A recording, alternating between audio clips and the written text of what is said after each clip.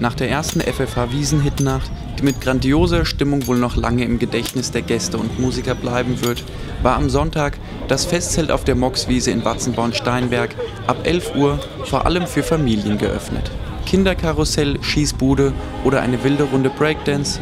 Wie jedes Jahr wird den Besuchern wieder eine ganze Reihe verschiedener Fahrgeschäfte geboten. Doch der Familientag spielte sich keinesfalls nur draußen auf dem Rummel ab.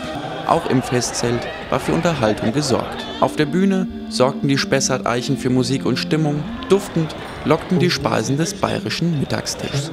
Wie zur Eröffnung des Wiesenfests war an die Bühne wieder ein Laufsteg angebaut, auf dem später die Modenschau von Siggis Skandaltrachten stattfand. Am Freitag steigt die zweite ausverkaufte FFH-Wiesn-Hitnacht. Am Samstag folgt die Classic Rock Night, für die noch Karten erhältlich sind. Auch das Konzert der Schürzenjäger am Montag ist noch nicht ausverkauft.